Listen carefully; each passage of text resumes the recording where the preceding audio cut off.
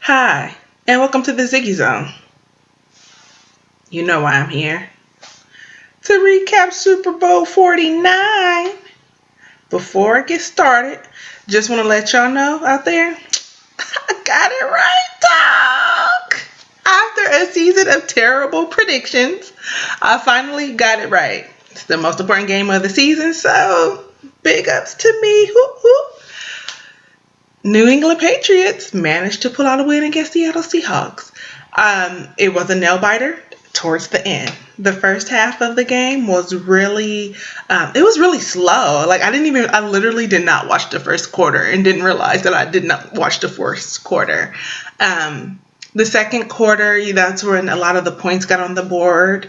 But the third quarter is where the real action started, and New England went down 14-24. And so you thought, oh no, Seattle's going to have this one in the bag, which they could have actually. Seattle actually had a chance to really put the game away.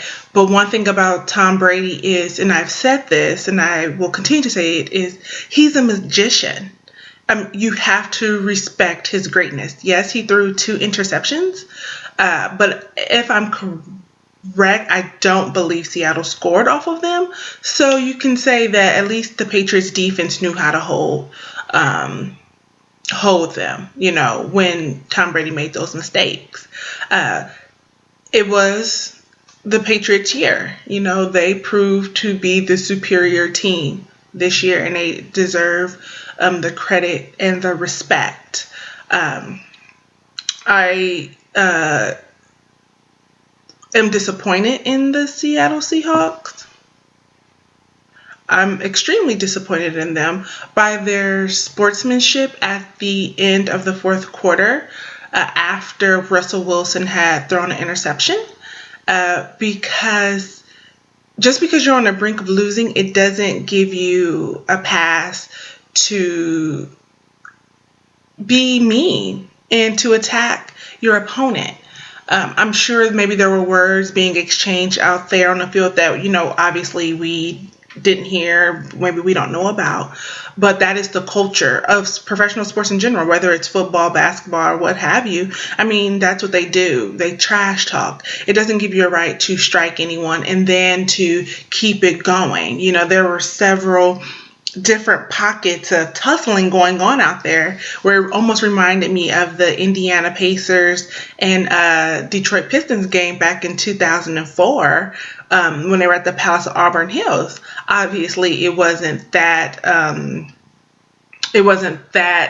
drastic, being that it was no fans involved. But when you talk about something that kept going, like it felt like for 90 seconds it wasn't ending, and there was a pocket of people up here and a pocket of people here, and I'm like, this is a football game. This is the Super Bowl. This is probably one of the most watched sporting events in America, and that's being ridiculous. I believe that Seattle needed a humbling experience. For this team to have gone to the Super Bowl and to have won it the way they did last year, I think was, sometimes it could be a little too much. They earned that win, definitely. They knocked the socks off of Denver. But to earn, because they earned a second title shot for this consecutively, to behave such as that way, let you know that, with this team, they needed to be humble. They need to understand that you can't always win them. Yes, you may be a good team. Yes, you may think that you're the best team. However, preparation, skill, practice. I mean, Tom Brady, he's been there before. You talk about out of the last 14 years, the Patriots have been to the Super Bowl 6 times and they've won 4. That's great. You talk about Brady and Belichick and what the Kraft family is doing out of New England. You have to respect that. Seattle is still a young team. Seattle still has a lot of life left in them, and they don't need to behave as if this is their only chance at getting a second Super Bowl ring. But understanding, this year, take it on the chin and move on. It's no excuse at all for that kind of behavior. And I'm really disappointed in them. I'm extremely disappointed in that team. just because it was uncalled for and unnecessary. So as we go back and say what led up to such an event was, you talk about the last, minute and a half of the game. Seattle, they're making a push. And I knew that they were going to score a touchdown. I was at the edge of my seat because I was like, oh no, Seattle's going to score a touchdown. And then I was saying, okay, well, if they get a touchdown, then the Patriots can get a field goal, or that's only if the Seahawks don't try to do the 2-point conversion, because if that do, then that means the Patriots will have to score a touchdown. But then I know Tom Brady, he's capable of throwing a touchdown with less than a minute left. However, I think they were at the goal. They were probably, I think, at first and goal.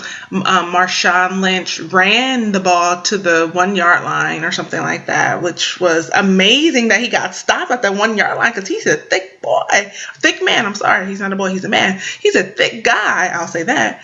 And I mean, he can literally, they call him beast mode, because he can literally run people over. Nevertheless, he got stopped at the 1 yard line, and then came the second play. And I just knew, I was like, oh gosh, they're going to get this touchdown. And, I'm already playmaking for Bill Belichick in my head, because I'm like, oh no, you guys have to win. You have to win. And obviously you give the ball back to Marshawn Lynch.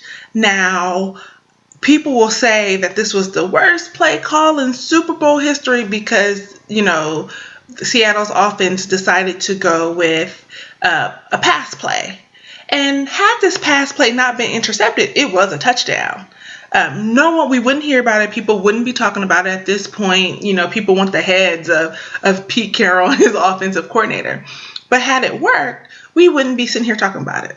The problem is, it didn't work. And because it didn't work, Seattle, don't have the Super Bowl.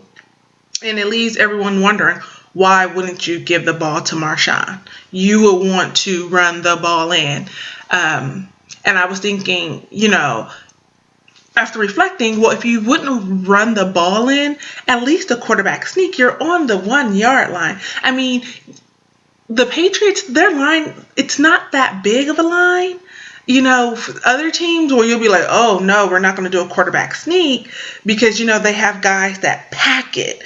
And so, they'll push the quarterback further. But that wasn't the case with New England's defense. So that is definitely a play that many people will be talking about for days to come.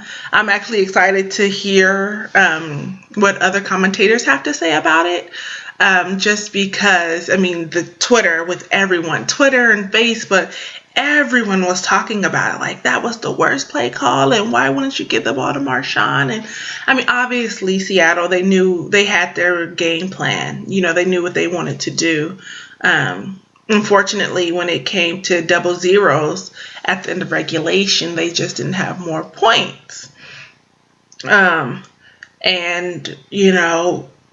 New England had one last good thing up their arm to where they could, seal the victory. They've earned it. They were a good team. Like I said before, it was a team that I selected. If you check out my prediction from yesterday, and I talked about Tom Brady's wizardry. I talked about, just Bill Belichick and what he brings to the game and his knowledge, his wealth of knowledge, And so, listen, I'm just a football fan like the rest of y'all. I actually really don't care. I just didn't want Seattle to win. Why? Because I'm a salty 49ers fan. It's true. I'm a 49ers fan, and I'm salty. They weren't playing. Period, point blank. 49ers weren't playing. And the Seahawks, well, the world see today why, as a 49er fan, I don't really rock with the Seahawks. Just don't. They just don't. So, with that one, I'm going to say have a blessed week. We hope that you enjoyed the Super Bowl as much as we did here. And I'll see you next week. Ciao.